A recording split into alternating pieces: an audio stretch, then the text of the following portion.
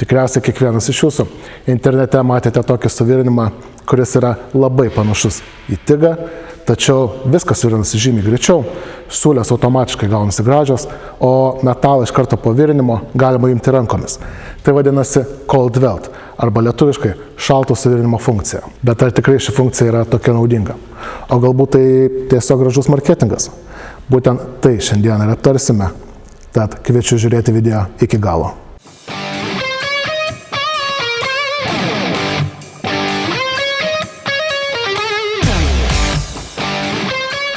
Sveiki visi, su jumis sveikinusi aš, suvirinimo mokytojas Tomas, ir šiandieną ketinu su jumis aptarti, kas yra ta tik cold weld funkcija. Tai aptarsime, susipažinsim su pačia funkcija, išsiaiškinsime, kam jinai yra naudinga, na ir žinoma, tikriausiai svarbiausias dalykas, ar šią funkciją gali pakeisti paprastas tik pulso režimas. Pradėkim tikriausiai nuo to, kas aplamai yra cold weld, lietuviškai dar vadinamas šaltas suvirinimas, ir čia pavadinimas iš tikrųjų truputėlį klaidinantis, kadangi pats šaltas suvirinimas tai yra dviejų metalų sujungimas jų neišlydant, na, o čia mes turim tą patį elementariausią tik suvirinimą, tačiau viskas vyksta truputėlį kitaip. Skirtumas toks, kad aparatas trumpam įjungia lanką, kurio metu perduoda didelę koncentruotą jėgą į labai mažą plotą, kas mums padeda nekaitinti visos detalės, ir tai mums padeda išvengti tam tikrų šilumos požymių, tokių kaip deformacijos, didelė kaitinimo zona, na ir kiti defektai. Būtent todėl ši funkcija dažniausiai yra reklamuojama su plonais metalais. Tačiau čia ir iškyla klausimas. Tik aparatai jau senai turi pulso funkciją, kuri ir skirta kontroliuoti įnešamam karščiui į mūsų gaminį. Tai būtent tai mes šiandieną ir aptarsime ir kartu pabandysime, ar tik puls gali prilygti cold weldui. Manau, teorinės dalies tikrai užteks, kadangi daug kas su šią funkciją jau susipažinęs, tik tai, manau, ne iš tinkamo kampo. Tai keliaukime prie praktinių bandymų, tik prieš tai noriu atkreipti jūsų dėmesį į vieną labai svarbų dalyką. Dažniausiai tos reklaminėse video, kur yra reklamuojamas cold weldas, matau, kad yra reklamuojama be apsaugos priemonių, be pirštinių, be skydelio apsauginio, be tam tikrų rūbų. Tai tikrai šitas būdas yra tiek pat kenksmingas, kiek ir tigas, tad skydelis yra privalomas, na, žinoma, pirštinis bei rūbai taip pat turi būti. Visa tai yra jūsų sveikata, jūsų saugumas, tad šitų priemonių turite imtis. Aš šiandien kiek truputėlį paimprovizuosiu, galbūt pabandysim paliesti tą karštą metalą. Žodžiu, visa, ką darau šiandien, yra mokymo tikslams, bet jums saugos priemonės tikrai turi egzistuoti. Bandymų šiandien atlikinėsime ant 1 ir 2 mm nerūdijančio plieno plokštelių, kadangi 1 mm storio metalas cold weldui turėtų būti tas pats geriausias viduriukas, kuris turėtų atlikti darbą geriausiai. Na ir aparatai, kurias naudosime, tai yra Forbi 200MX ir Sherman Digitic 208. Abudu aparatai kainuoja labai panašiai. Šitas turi paprastą pulsą, šitas turi tiek pulsą, tiek cold weld funkciją. Tai būtent vieną prieš kitą mes juos ir pabandysime. Čia susireguliuosime pulsą, kad veiktų labai panašiai kaip cold weldas. Na, o čia tiesiog pasijungsime cold weld funkciją ir pasidarysime, kad būtų vienas pliūpsnis į 1 sekundę. Pradėkime nuo pulso nustatymo. Tai suvirinimo srovę iš tikrųjų palieku pasirinkti jums patiems, kadangi jinai čia, kada yra pulsas, labai priklauso nuo jūsų vedimo greičio, tad aš bent jau stataus 80 amperų, po to žiūrėsiu, reikėtų greičiau ar lėčiau virinti, ar galbūt pasireguliuoti mūsų srovę. Daugiau apie nustatymus esu padaręs atskirą video, kaip nusireguliuoti mūsų tigą. Na, tada keliaujame prie kiek laiko 80 amperų degs mūsų pulse. Tai aš susistatęs tik tai 10%. Vadinasi, jeigu turime 1 sekundę, tik tai 10 sekundės, mums degs 80 amperų. Sekantis nustatymas yra 1 pulsas per sekundę ir mažiausia suvirimo srovė yra tik 5%. Tai jeigu 100 amperų statyčiaus, vadinasi mano suvirimo bazė, kuri visą laiką degs, būtų tik tai 5 amperai. Na ir iš tikrųjų, tai čia tikriausiai visi mums svarbus nustatymai. Srovės kritimo mums nereikia. Šitas išsijungia, kadangi srovė nebekrenta. Dujų prapūtimas 2 sekundės. Dujų prapūtimas prieš suvirimą, čia yra ganėtinai svarbu. Čia gal irgi sustatykite maždaug 2 sekundės, kadangi tam, kad adata būtų apsaugota prieš mūsų suvirimą, kad nebūtų juodo sprogimo, srovės pakilimas taip pat išjungtas, kadangi išjungtas pakilimas, tai ir čia yra išjungta. Antrinis srovės pakilimas, taip pat išjungta, tai bazė 80 amperų, labai trumpai jie dega pas mus. Ir praktiškai visų metu degs tik tai 5% 80 amperų. O dabar nusistatykime mūsų šaltojo suvirimo aparatą. Tai reikėtų pradėti nuo darbinių amperų.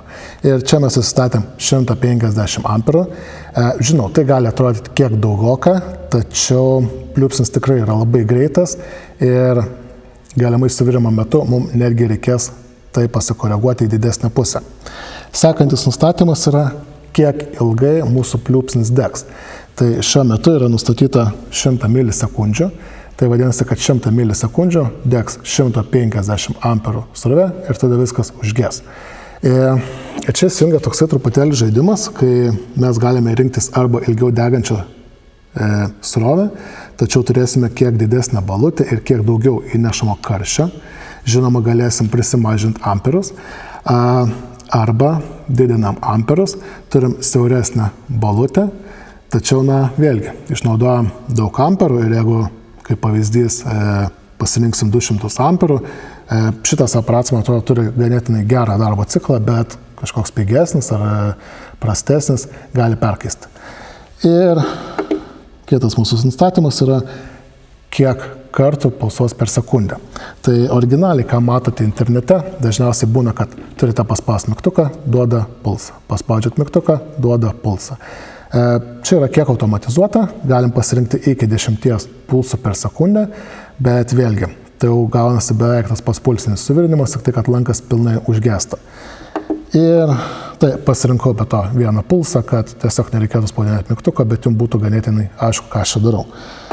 Sekantis nustatymas yra prapūtimas po suvirinimo. Čia pasidarom 2 sekundės ir prapūtimas prieš suvirinimą. Gaila, bet tokie aparatai, Cold Welt aparatai, turi tik 1 sekundę. Ir tai ne visą laiką užtenka apsaugoti mūsų suvirinimo adatai. Ką darau aš tokiu atveju? Paspaudžiu mygtuką prieš pat suvirinimą ir tada jau leidžiu ten, kur virinsiu, spaudžiu antrą kartą. Tai jau dujos jau būna pradėję eiti ir mūsų adata lieka apsaugota. Tai tiek apie nustatymus, o dabar keliaukime virinti. Gerai, tai bandymą pradėkime nuo 1 mm storio nerūdijančio plieno ir šalto suvirinimo. Kaip ir minėjau, prieš tai truputėlį įsileidžiu dujų ir keliauju virinti.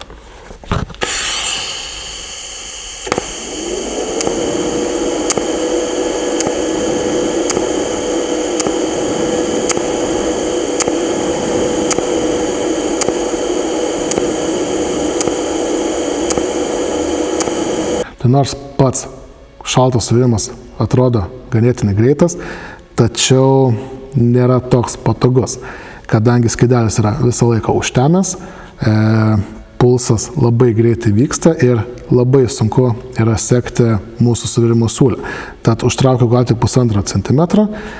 Ką dabar padarysiu, tai išsijungsiu visiškai automatinį režimą, pats pažaisiu truputėlį su degikliu ir pasižiūrėsim siūlę iš arčiau.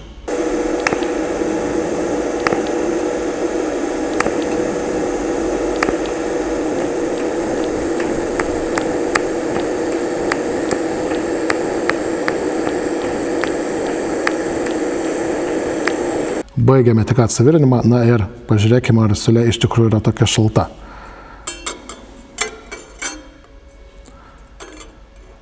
Metalo kraštai yra truputėlį karšti. Iš pat pradžių, dabar kai įsijungiau rankinį režimą, truputėlį turime padegusias siūles, kadangi tik vėliau pajaučiu, kad nuo aparato eina vėdinimas ir nuputinėja argoną. Tačiau vaizdą turime, ganėtinai neblogą. Gerai, tai pati siūlė, kaip ir minėjau, per vidurį truputėlį turėjau nupūstas dujas, bet atrodo balta, graži siūlė. Kiek jinai tvirta, metalas dar karštas, kiek jinai tvirta, negaliu pasakyti, nes vėlgi. Ir ką norėjau jums parodyti, sulaužant šitą plokštelę, tai turim gal tik tais ketvirtadalį įvirinimo 1 mm plokštelėje su 150 amperų. Tai būtent čia yra tas cold weld minusas, kad jisai yra nepajėgus pravirinti metalą. Jisai taip, 150 amperų atrodo daug, užtraukiu siūlę, siūlė graži, tačiau jinai nėra, jinai dekoratyvinė. Žinoma, tai dabar pasistengsime pataisyti. Ką mums reikėtų padaryti, norint ištaisyti tokį neįvirinimo defektą? Tai mums reikėtų nusistatyti nebe 100, o, kaip pavyzdys, 150 milisekundžių laiko pulsą. Automatiškai pulsas degs ilgiau, kieno pasakoje metalas labiau kais, tačiau turėsime geresnį įvirinamumą. Pasidariau 150 milisekundžių, vis dar 150 amperų. Žiūrime, kas gausis.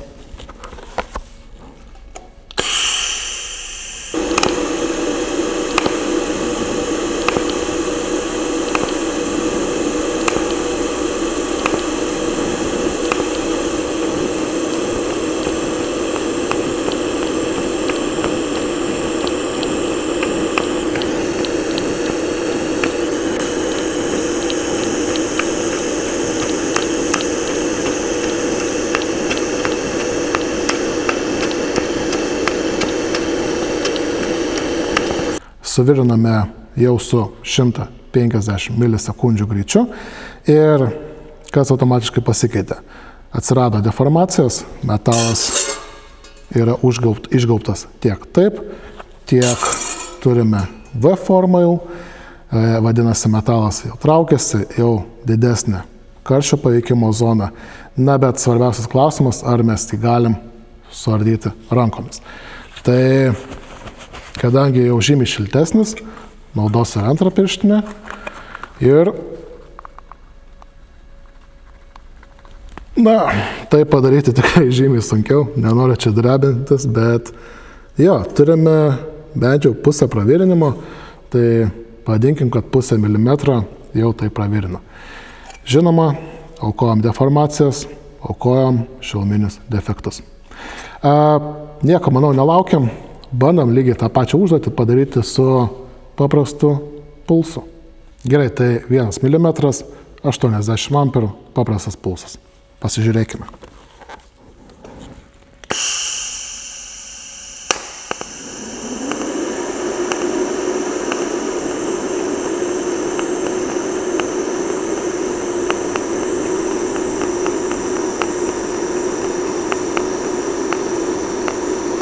Baigiame virinti pulso režimu. Ir ką galiu pasakyti? Taip, metalas yra karštas, bet yra tiek pat karštas, kiek bandant virinti 150 milisekundžių šalto suvirinimo režimu. O pačią siūlę tai jau parodau šarti. Tai jeigu atkreipsi dėmesį, turim tikrai ganėtinai gražią siūlę. Turim pravirinimo kitoj pusėje. Ir automatiškai matydamas pravirinimą galiu pasakyti, kad aš jos nesulankstysiu rankomis. Sulankstysiu, bet tikrai pati siūlė net pelenkus ir beveik 90 laipsnių išlieka visiškai nesužalota. Tai čia yra vienas iš tų minusų šalto suvirinimo, kad turim labai mažą įvirinimą. Dabar, manau, bandom grįžti prie šalto suvirinimo aparato, imam 2 mm storio nerudinti plieną, statomės maksimumą ir pasižiūrim, ar jisai sugebės suvirinti 2 mm. Prieš mūsų antrąjį bandymą dar noriu jums priminti apie vykstantį konkursą mano kanale. Tai 2000 subscriberių proga rengiu konkursą, kur 4 iš jūsų gali laimėti netgi 100 eurų vertės dovanų čekį. Ką jums reikia padaryti, tai tiesiog palaikyti mano praeitą video, jame parašyti komentarą ir mane subscribinti. Tai tikrai ganėtinai lengva, manau, bus laimėti, kadangi dabar dalyvauja gal apie 50-60 žmonių, 4 prizai, tikrai kiekvienas iš jūsų turi labai daug šansų laimėti. Tai užeikite į mano kanalą, pažiūrėkite praeitą mano video, o mes keliaujame nusistatyti aparatą ir virinti 2 mm. Tam, kad aparatas sugebėtų suvirinti 2 mm, užsistatėm maksimalę 200 amperų galią ir 200 milisekundžių pulso greitį. Tai nieko nelaukiam, bandom.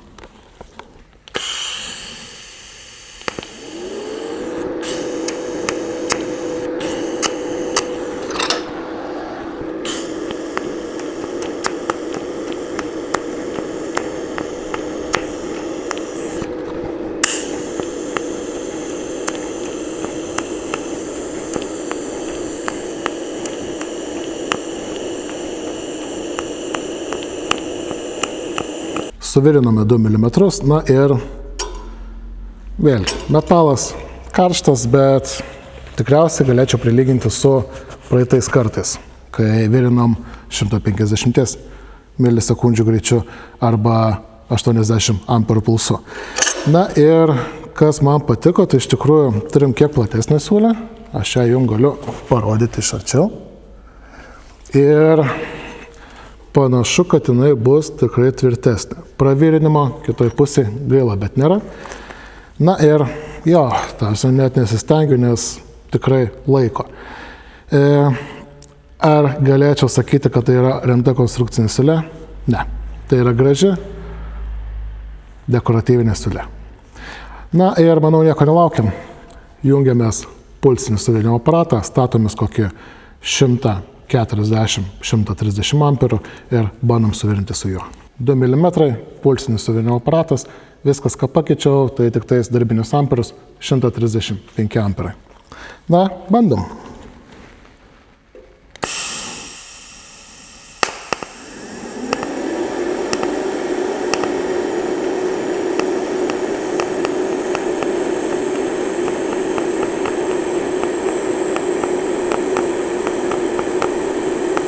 Užtraukėme siūlę iš tikrųjų ir pirmas dalykas, ką noriu patikrinti, tai yra siūlės karštis. Ir iš tikrųjų tikriausiai galiu pasakyti, kad pats gaminys tikriausiai yra vėsesnis nei kad su šaltu suvirinimu prieš tai virinam. Bet kas man labiausiai patinka, tai toj parodau iš arti. Tai tikriausiai labiausiai patiko tai, kad turim tolygę gražią siūlę per visą suvirinimą. Tu nepameti lanko, tau visą laiką dega tie 7 amperai, kurie šiaip metalo patys nekaitina, iš esmės labai daug. Visą dalį atlieka tas mūsų aukštas pulsas, kuris labai trumpai dega.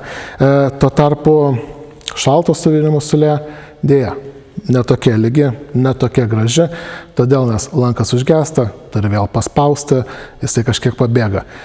Įsijungus automatinį režimą, kad nereikėtų kas kart spaudinėti mygtuko, tada pradeda trukdyti skydelis. Tai vėlgi, yra posakis, kad blogam šokėjui kai kas trukdo, bet kam bandyti prie kažko prisitaikyti, jeigu yra funkcija, kuri puikiai veikia.